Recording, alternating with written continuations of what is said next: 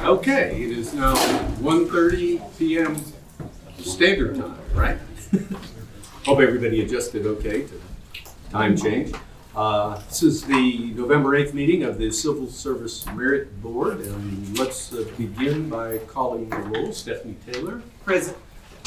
Jane Roberts. Present. Mark Dukes. Present. Scott Schimel. Present. And I'm Bill Lyons, and I am obviously present too.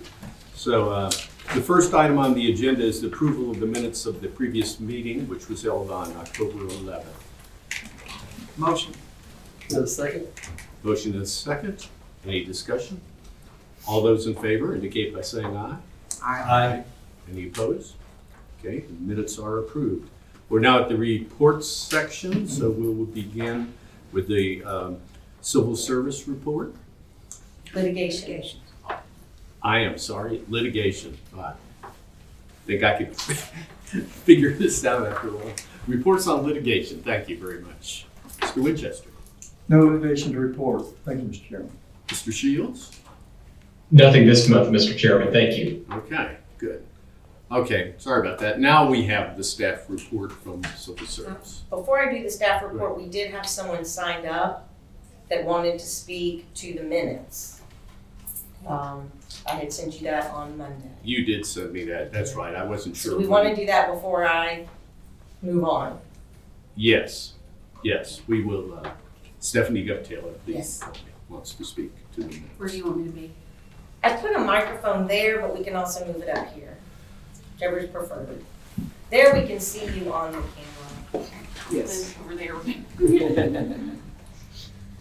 So good afternoon. My name is Stephanie Guptail and I'm the current president of the City Employees Association. I was unable to attend the last meeting due to a health issue, but did have a couple of comments in regards to the minutes after reading through them. I was present for the September meeting in which the board had asked Mr. Winchester to continue his report on EEO and Title VII. However, in the October meeting, in the middle of Mr. Winchester's reporting, a motion was made to move on. And he was not able to finish that requested reporting. While Mr. Winchester is the board's attorney and not counsel for employees, us being able to hear his full opinion does impact employees. City employees who are following these changes are tasked with trying to understand something that attorneys are not able to agree upon.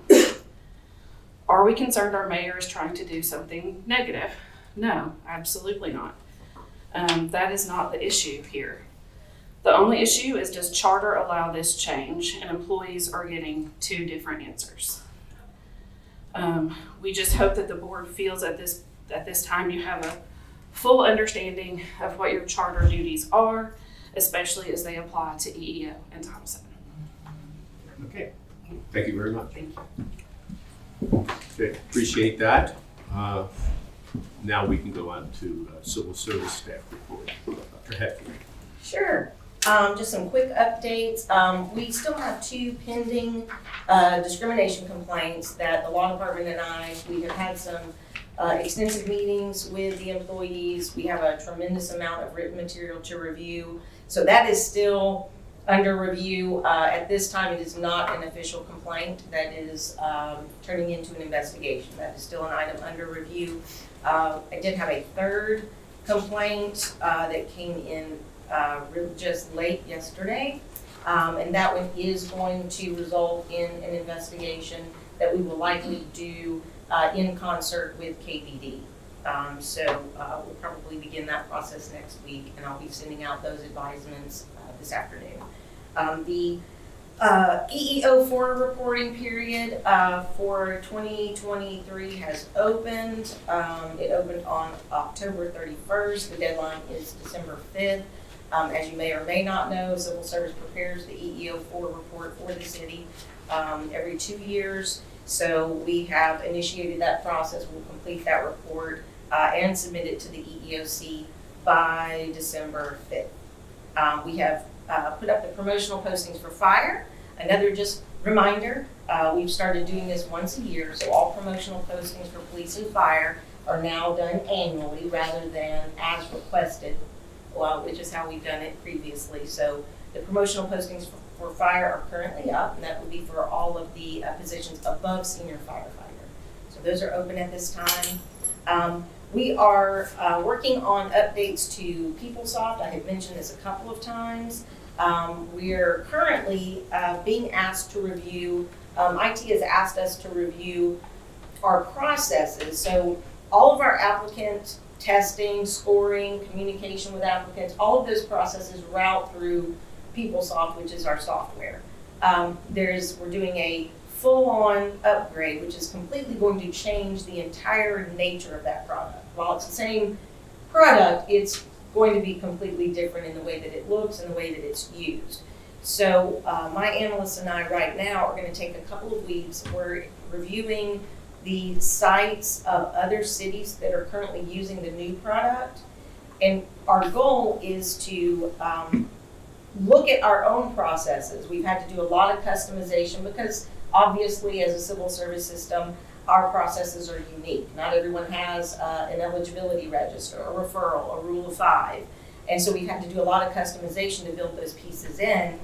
We're going to examine what the capabilities of the new system are and try to make some smart decisions on what is essential, what can we change that still meets our charter and rule requirements, but isn't going to necessarily be such a cumbersome process in the new system. So our goal is to just really look at our charter and rule requirements and integrate those as seamlessly as we can with the new product.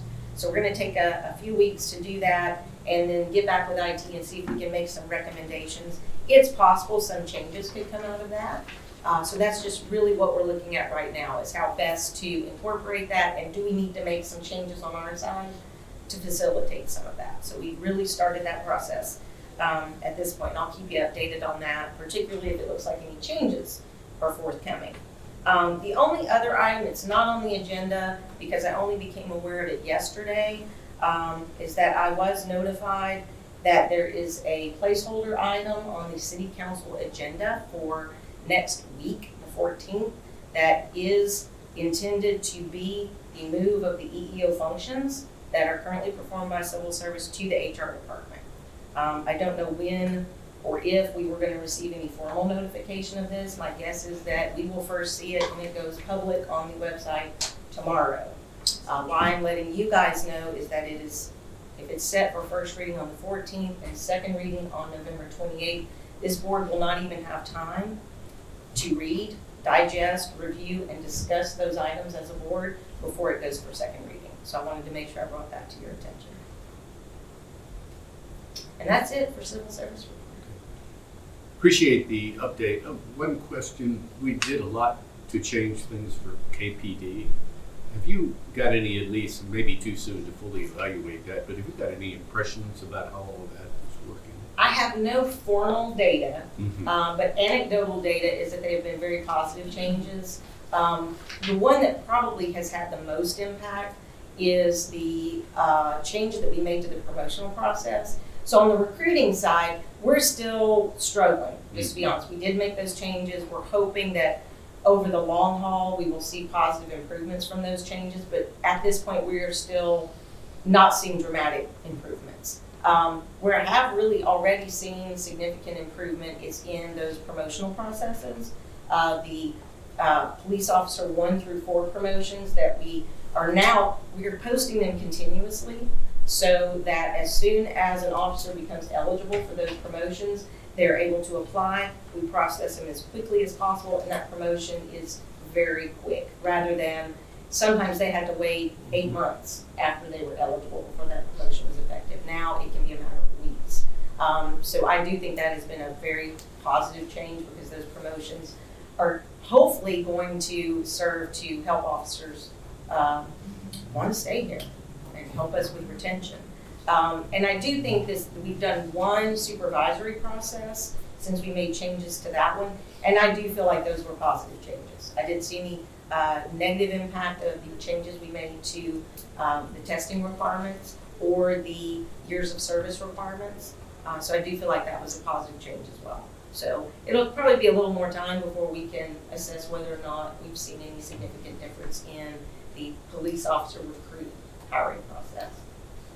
Well, thank you. I think the staff and you have been incredibly flexible in helping craft these and working with KPD, and I think it's all for the better, I hope. I mean, there's only so much you can do. The actual recruiting is a challenge, regardless of what system you're in. I think all of this is definitely positive, so thanks.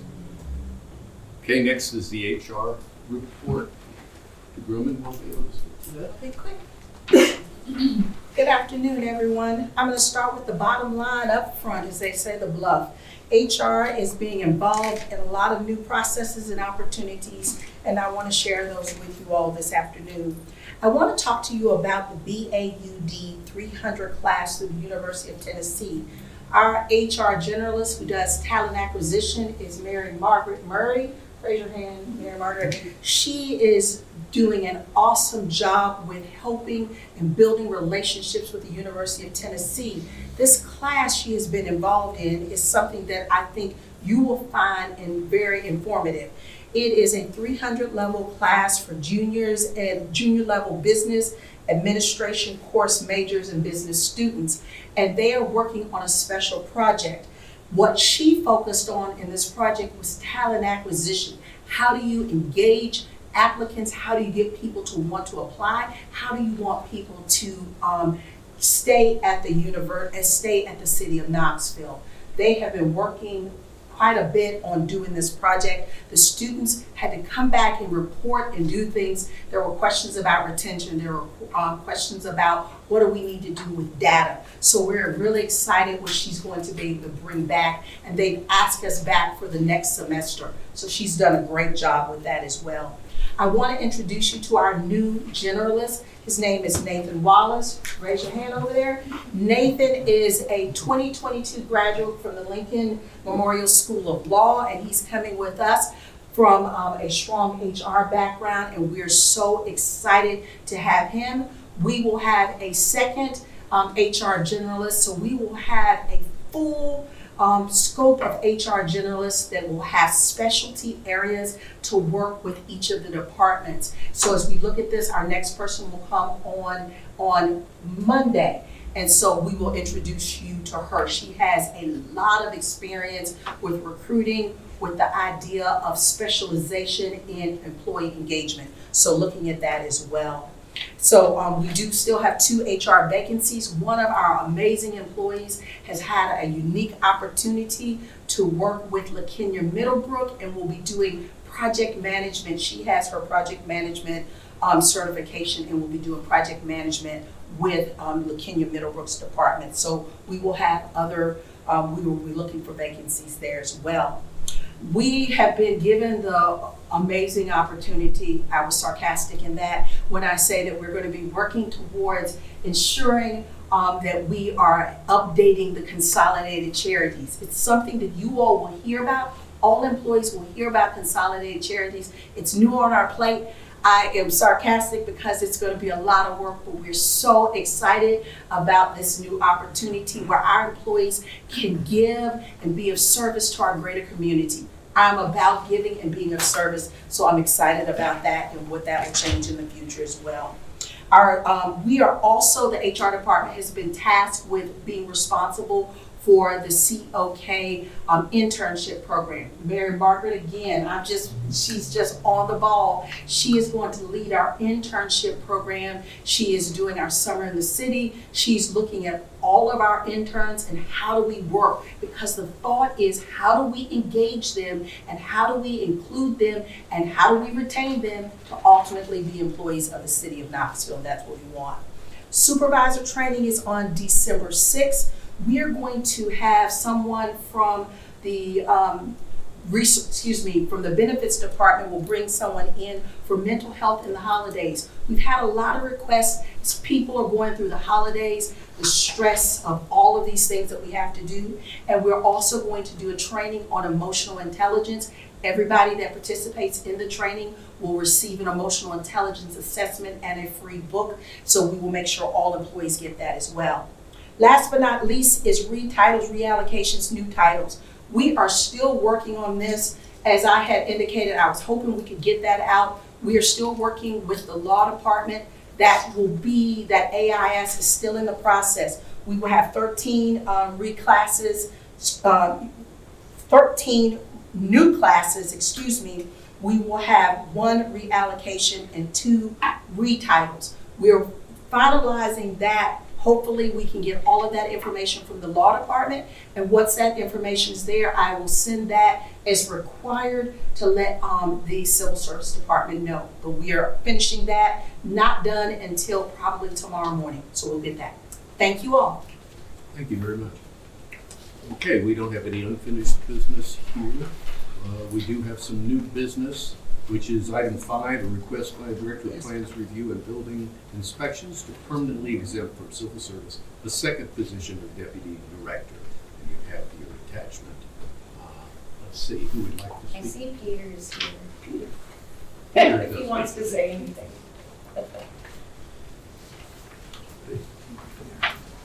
Peter Ahrens, Director of Plans Review and Building Inspections. This is a position that we had previously back in 2020, and unfortunately the other deputy director had to leave. This is something where we look to really specialize between the field inspections and the technical side of our business and the customer service side. And so if I can get a second deputy in that role, it'll help us provide the resources we need to meet our community's needs. So how will you divide the duties between the Sure. The current deputy will focus on the zoning and the front staff area. They'll have 2 chief level positions to engage and mentor. And then this new one will engage and mentor the building side and the trades. Does anybody else have any questions for Mr. Ahrens?